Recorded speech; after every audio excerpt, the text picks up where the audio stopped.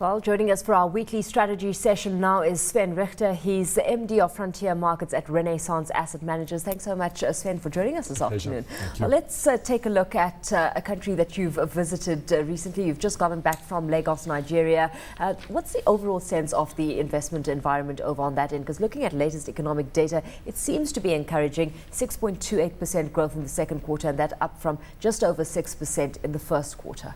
It is encouraging, and if you're there, the Nigerians are confident. They believe there's going to be further growth, and you see things happening there. For instance, power is a little bit better. People have been talking about the fact that their diesel bills are a little bit further down, because they're using their generators less often. So these things that we wanted to see happen are slowly creeping in and starting to happen. You always get a sense of this abundance of opportunity that presents itself in Nigeria, and now we've got steps that are actually being taken to to accommodate investment. So let's run through that and how government is looking at incentivizing investment that way. Well, there's many incentives. I mean, one of the ones that I actually went to have a talk at was the Nigerian Stock Exchange was holding a seminar there for the pension fund investors in the stock exchange. The whole focus is to grow the stock exchange, to make it more easy for companies to list on the stock exchange. They want to have more volumes going through the stock exchange. So they're starting to put market makers in place. They're starting to allow stock lending in place. All things that are in other stock markets throughout the world, they're busy putting in place into Nigeria. And I mean, this is just a sea change from what it used to be. I mean, the first time I looked at possibly investing in Nigeria was 15 years ago. And we couldn't, because there was no delivery against payment in that market. So our funds were just precluded from doing anything. Of course, it's completely different these days. And those are the type of things you've seen. And it's also interesting when you're there sitting and listening to the pension fund managers and hearing what they're trying to do and how excited they are about some of the opportunities that they have. There's a lot happening in Lagos at the moment, which is very interesting. Sven, you talk about 15 years ago and you just couldn't. You wanted to, but you couldn't. I mean, that's a great difference from now when you can, but some people that won't because they're ignorant. I mean, they were ignorant of South Africa 15 years ago as well, but now they've embraced it in their search for yield. Where does Nigeria now sit in the global search for yield? Because you talk about these, I've got your report here, which you kindly sent me. Thank you for that. The local bond yields down from 17% to 15%. These are big yields. Are people ignoring this market?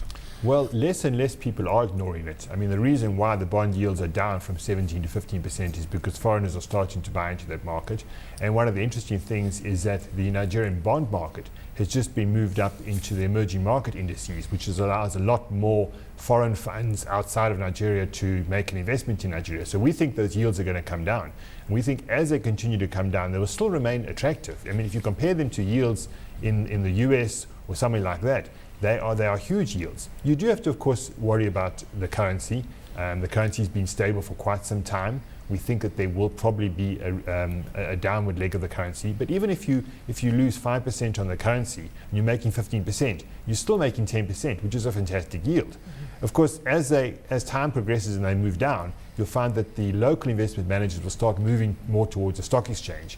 And that's where we find a lot of interest, because we see a lot of interesting companies, and we think that as more people buy, those valuations of the market are going to become much more normalized to other valuations in other countries, and we think there's a huge opportunity there. So when it comes to opportunity on the equity side of things, where are you casting your glance? Because always glaring at us is the potential that the consumer sector, the fast-moving consumer goods sector holds for investors, but that comes at a hefty price. We're looking at PEs in the range of 25 times there, and comparatively one would say, why not venture into the banking index, the banking stocks?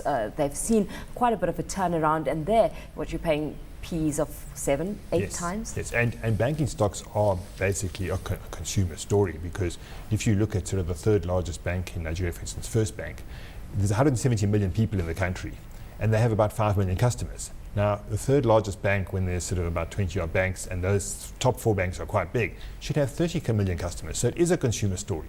One of the reasons why on the more fast-moving consumer goods side we've seen such an increase in their PEs is because foreigners have been starting to wake up to the market. And some foreigners have done a lot of research and go in and buy, but others just need some exposure to Nigeria, and they just go and buy the usual suspects. And so we can sometimes see that while there's huge opportunities, sometimes the valuations are a bit high to pay for that opportunity.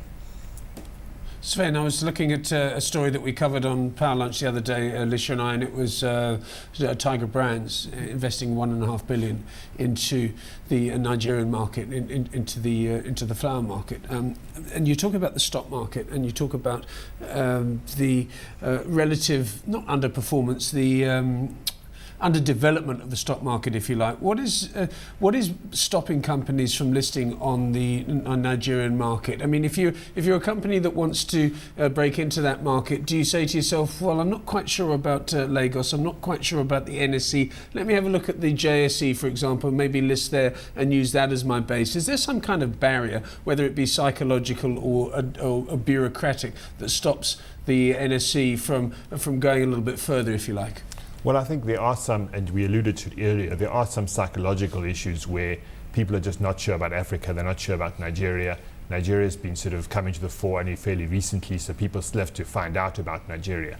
But the biggest physical barrier that is a constraint within Nigeria is that liquidity is just still very low on that market. So that is just a physical barrier for people able to get stock easily.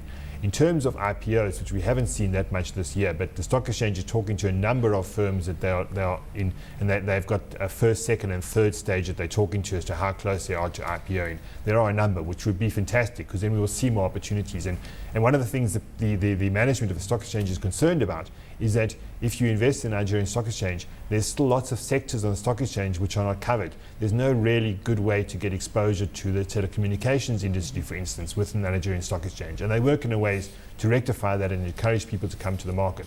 So the physical constraint is liquidity. There is a psychological constraint, but the market has done very well this year, and people who've been in the Nigerian stock market have actually made a lot of money this year. One of the few places in the world where we've actually seen very good increases in valuations based on this strong earnings growth coming through from companies and the realization that they just were too cheap. Well, one would assume that the IPOs and the kind of listings that we see come to the fore in future would be given further impetus by private equity players. Their role within the Nigerian economy has increased, and we know that private equity players eventually need an exit strategy. Yes, I mean, some of them can obviously sell to another industry player, but also when we talk to the pension funds, they are cognizant that they need to move out of the fixed income market. They know those yields are going to come down, and they're looking where to go. And obviously the stock exchange is one of the places they need to go. But having a pension fund with longer term money, they also know that they can look at private equity. And of course the fantastic part is, yes, they'll go into private equity, and a few years down the line, they'll be looking to exit into the stock exchange. So there's all these, it's work in progress, of course, but there's all these things happening which make us quite excited for the future.